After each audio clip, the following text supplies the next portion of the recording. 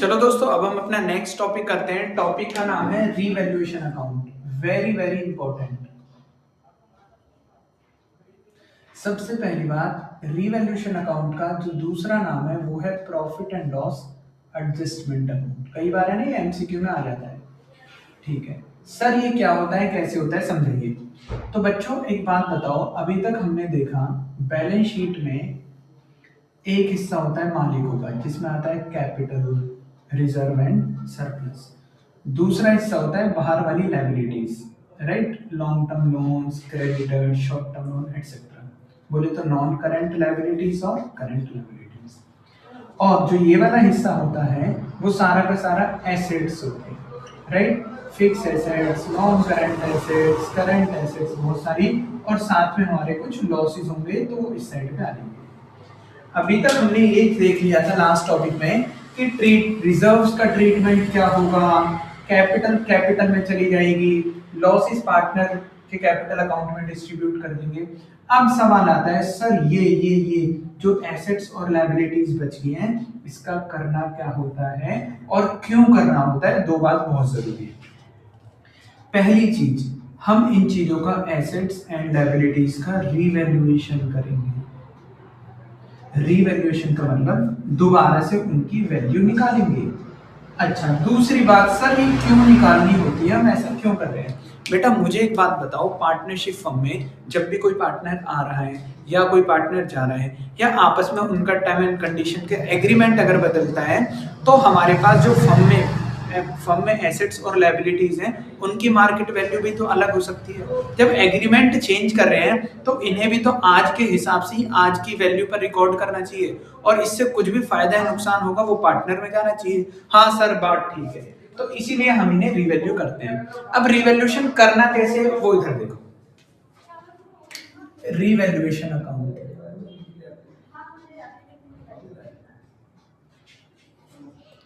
Very very simple, right. इसका दूसरा नाम बताओ, P and L adjustment account. Just for connection, आपको एक चीज बात बताता हूँ, जब आप छोटे बच्चे 11th क्लास में थे, आप पी एंड एल अकाउंट बनाते थे ना, ये भाई पी एंड एल का ही छोटा भाई है। सेम टू सेम भाई उसी बेस पे बनता है। क्यों? क्योंकि यह एक नॉमिनल अकाउंट है, और आपको बहुत अच्छे से पता है नॉमिनल अकाउंट में डेबिट साइड पे सारे एक्सपेंस आते हैं और लॉसेस आते हैं, और क्रेडिट साइड पे सारी इनकम्स आएंगी, राइट, सारे गेन्स आएंगे। जब जब फायदा हुआ, लो भाई हिंदी में लिख देते हैं, जब जब फायदा होगा तो क्रेडिट साइड पे आएगा, जब जब नुकसान होगा डेबिट साइड पे आएगा, राइट। चलो एग्जांपल लेते हैं। मुझे बताओ यूट्यूब वाले बच्चे, आप बताओ, हमारी एसेट्स 1 लाख रुपए से 1,20,000 हो गई, 20,000 रुपए का फायदा है, नुकसान। सर फायदा तो बेटा क्रेडिट साइड पे बुक कर दो, बाय एसेट्स में इंक्रीज होना। अगर डिक्रीज होगी तो डेबिट साइड पे आएगी, टू एसेट्स डिक्लाइन। सर अगर हमारी लायबिलिटी बढ़ गई तो नुकसान डेबिट साइड पे। सर लायबिलिटी कम हो गई तो फायदा क्रेडिट साइड पे। खत्म बेटा खत्म। सर कोई एक्सपेंस है तो डेबिट साइड पे, सर कोई इनकम है तो क्रेडिट साइड पे, सर कोई अनरिकॉर्डेड एसेट है तो आप बताओ, अनरिकॉर्डेड एसेट कोई एसेट थी बेटा, उसके बारे में हमें पता ही नहीं था, अब पता चला है कि ओहो हमारे पास ये वाली एसेट भी है, तो अब हम इसे किताबों में रिकॉर्ड कर देंगे जो कि बेनिफिट देगी हमें, इसीलिए क्रेडिट साइड पे। इसी तरीके से कोई अनरिकॉर्डेड लायबिलिटी है तो डेबिट साइड पे। एक प्रोविजन वाला याद रखना, जब भी हमारा प्रोविजन बढ़ेगा, जब भी हमारा प्रोविजन फॉर डाउटफुल डेट कह सकते हैं इंक्रीज होगा, इसका नेचर तो लायबिलिटी जैसा, इसलिए बढ़ेगा। और अगर किसी चीज का प्रोविजन कम हो रहा है तो फायदा इस तरह होगा, राइट। तो ये पूरा हमारा क्या था, रिवैल्यूएशन अकाउंट। और अल्टीमेटली आपको मालूम ही है, इधर रिवैल्यूएशन प्रॉफिट निकलता है जो कि ट्रांसफर कर दिया जाता है पार्टनर्स के कैपिटल अकाउंट में, ओल्ड रेशियो। अगर लॉस होगा तो इधर आएगा बाय रिवैल्यूएशन लॉस। ये भी कहाँ ट्रांसफर कर दिया जाता है, पार्टनर्स के कैपिटल अकाउंट में, ओल्ड रेशियो में, राइट। और इसे कर देंगे लास्ट में टोटल। तो ये हमारा पूरा कंसेप्ट था रिवैल्यूएशन का। अब एक काम करते हैं, छोटा सा एक एग्जांपल ले लेते हैं और ये टॉपिक भी हो जाएगा सब। चलिए दोस्तों, हम रिवैल्यूएशन का एक क्वेश्चन कर रहे हैं। ABC partner, old ratio 3:2, new ratio 4:2, balance sheet दे रखी है और कुछ एडजस्टमेंट दे रखी है। तो दोस्तों हमें सबसे पहले पता होना चाहिए कि किस किस का रिवैल्यूएशन हो रहा है। जैसे कि स्टॉक है, वो कितने पर वैल्यू हुआ है, 110 पे। स्टॉक कितने का था, 120, 110 पे रिकॉर्ड हो रहा है, तो इस पे एडजस्टमेंट है तो डॉट लगा दिया। उसके बाद machinery is to be depreciate, कम हो रही है, तो हमने इस पे भी डॉट लगा दिया। और ऑब्वियसली लिख भी सकते हैं, ये भी कम हो रही है, ये भी कम हो रही है। Create a new provision 5% on debtor, debtor पे प्रोविजन बनाना है, ओके। उसके बाद बिल्डिंग एप्रिशिएट बढ़ रही है 20% से, बिल्डिंग हमारी 20% से बढ़ रही है। और a liability of 2500 include in the sundry creditor not likely to be paid, हमें पे नहीं करनी, तो हमारा ये भी रिवैल्यूएशन हो रहा है, हमें 2500 पे नहीं करना, हमारी लायबिलिटी कम हो रही है। इन सारी चीजों को हमें रिवैल्यूएशन अकाउंट में करके दिखाना है। और भूल मत जाना, दोबारा से रिपीट कर रहा हूं, रिवैल्यूएशन सिर्फ और सिर्फ एसेट्स एंड लायबिलिटीज का होगा, कैपिटल का नहीं। जनरल रिजर्व को छेड़ना मत, सिर्फ और सिर्फ एसेट्स और लायबिलिटीज। चलिए इधर देखिए सॉल्यूशन, रिवैल्यूएशन अकाउंट।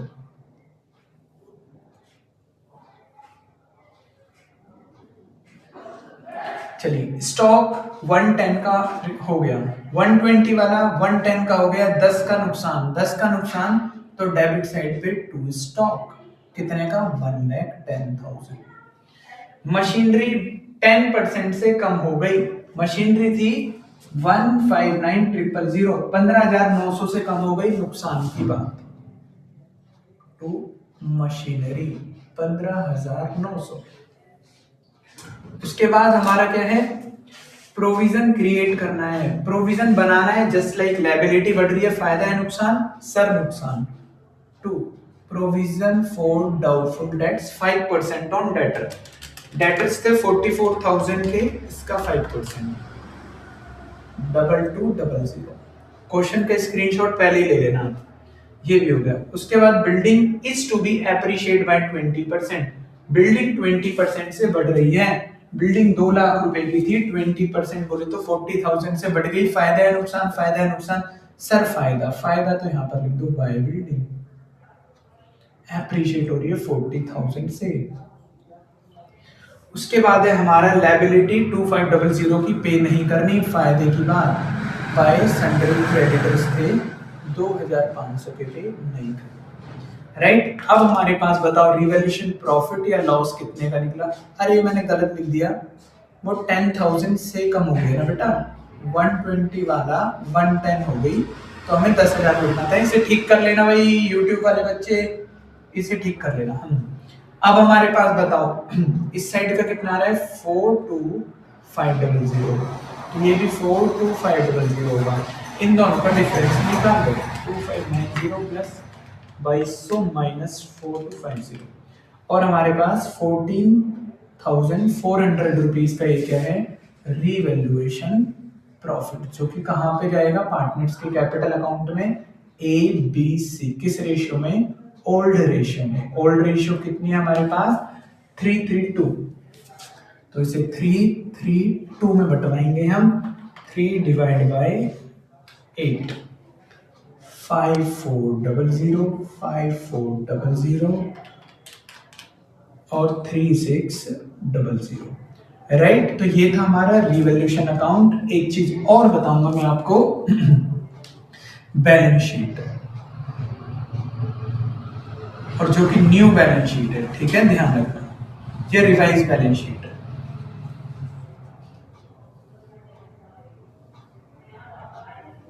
चलिए कैपिटल न्यू वाली लेनी है, कैपिटल अकाउंट हमने बनाया नहीं है तो स्किप कर दिया। जर्नल रिजर्व, ये पार्टनर के कैपिटल अकाउंट में बांट दिए होंगे आपने। ये बेटा एक्स्ट्रा में सेवा कर रहे हैं, एक्स्ट्रा में डिस्कशन कर रहे हैं, सवाल तो यहीं पे हो गए। उसके बाद है हमारा सन्ड्री क्रेडिटर्स, थे कितने के बेटा, ये थे 24,000 रुपए के थे और 2,500 के पे नहीं करने, तो अब रिवाइज वैल्यू कितने की आ गई, ये आ गई 21,500। अगेन बैंक कुछ नहीं है तो सेम जितने का था उतने का आपने रिकॉर्ड किया। उसके बाद सन्ड्री डेटर, सन्ड्री डेटर पे आपने बोल रखा था जो 44,000 के हैं, आपको प्रोविजन भी बनाना था। कितने का आपने प्रोविजन बनाया था? 2200 रुपए का। तो आया कितना अपने पास? 44,000 का 41800, राइट। ये हमारी क्या है? रिवाइज वैल्यू पे। स्टॉक, स्टॉक 120 वाला 110 हो गया तो इसकी रिवाइज वैल्यू क्या है? 110। मशीनरी 159 वाली 10% कम हुई थी, ये आ गई 143,100।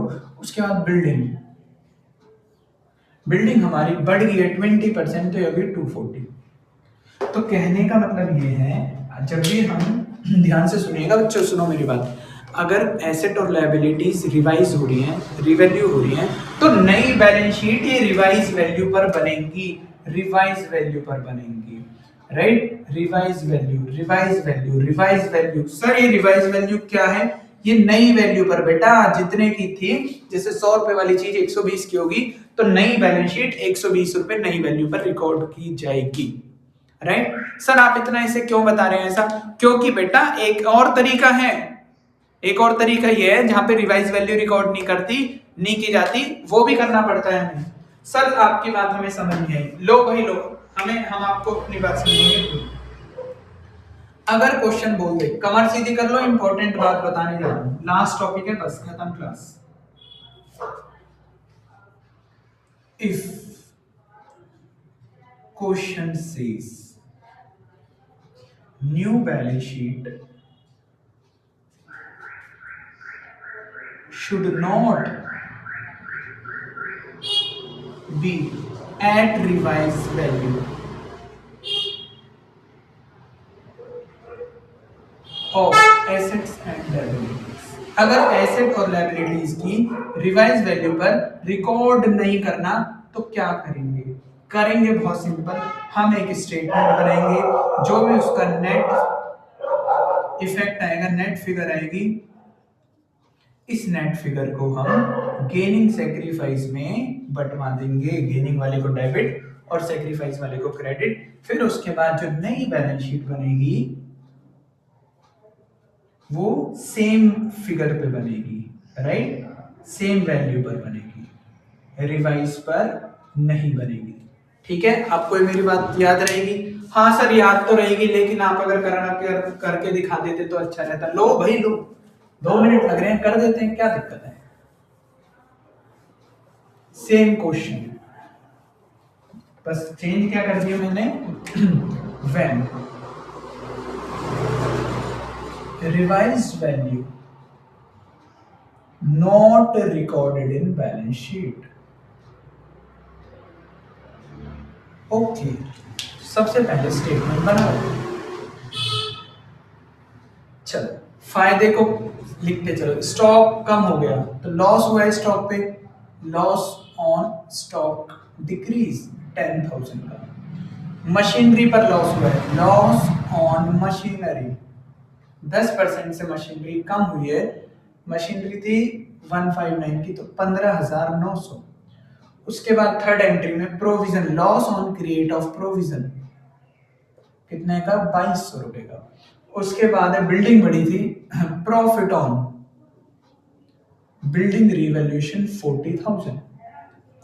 उसके बाद प्रॉफिट ऑन सन्ड्री क्रेडिटर्स को 2,500 रुपए का हमें कम पे करना पड़ा था। लॉस को मैंने माइनस लिख दिया, प्रॉफिट को पॉजिटिव में लिख दिया, और हमारा जो नेट इफेक्ट है वो कितने का आ रहा है? वो हमारा सेम टू सेम आ रहा है, जितना हमारा क्या आना चाहिए था, जितना हमारा पहले आया था वही हमारा प्रॉफिट आया है। इसे कैलकुलेट कर लेते हैं, 4250 माइनस 10,000 माइनस 159 माइनस 22 और हमारा 14,500 आ रहा है बिल्कुल। अब सेकंड स्टेप बताओ। सेकंड स्टेप है गेनिंग और सैक्रिफाइसिंग में। सवाल में ओल्ड भी दे रखी है और न्यू भी दे रखी है। चलो कैलकुलेट गेनिंग या सैक्रिफाइसिंग शेयर। ए का बताओ, पहले क्या था? 3/8 बी का पहले क्या था 3/8, सी का पहले क्या था 2/8, माइनस माइनस माइनस, न्यू बताओ 4/9, 3/9, 2/9। चलो मुझे बताओ ए गेन कर रहे हैं सेक्रीफाइस कर रहे हैं, कैलकुलेट करके फटाफट से बताओ।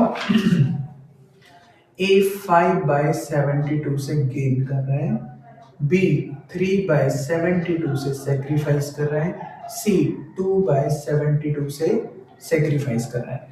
अब हमें इसे कुछ भी नहीं करना, गेनिंग और सेक्रीफाइस में बंटवा दो, खत्म बेटा खत्म, आंसर आ गया आपका। गेन कौन कौन कर रहा है ए, तो A is capital account debit to B to C. कितने से करना है ये भी लिख देते हैं, 14,400 multiply by 5/72, 14,400 multiply by 3/72, 14,400 multiply by 2/72, तो कितना निकल के आ गया हमारे पास ये एडजस्टमेंट करने पर। उसको आप क्या करेंगे अच्छे तरीके से डिस्ट्रीब्यूट कर देंगे, और जो कि आ रहा है हमारा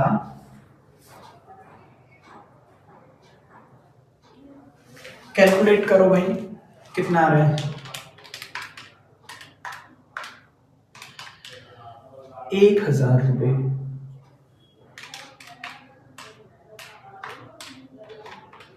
600 रुपए, और ये निकलेगा 400 रुपए। इसे कैपिटल अकाउंट में भेज देना, राइट। और उसके बाद जो नई बैलेंस शीट बनेगी उसमें सारी की सारी वैल्यू एज इट इज आएंगी। इसमें आप इलस्ट्रेशन 43, 44 कनेक्ट कर लेना, वहां से और अच्छे से समझ आ जाएगा, राइट। आई होप आपको ये सारी बातें बेसिक समझ आ गई होंगी। दोस्तों आपको एक चीज और बताना चाहूंगा, बेसिक्स बहुत ज्यादा जरूरी है।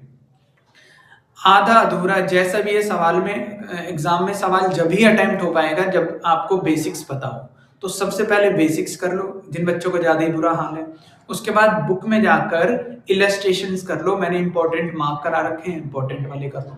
जब वो हो जाते हैं फिर उसके बाद देखो प्रैक्टिकल करने कहाँ के करने कहाँ के नहीं करने, वो सारे बाद में। पहले बेसिक करो, इंपॉर्टेंट क्वेश्चन करो, और हाँ सबसे जरूरी बात सीबीएसई के सैंपल पेपर तो करने ही करने हैं, राइट। तो थैंक यू सो मच, आज की चर्चा इधर ही करते हैं समाप्त। प्रेम से बोलो राधे राधे।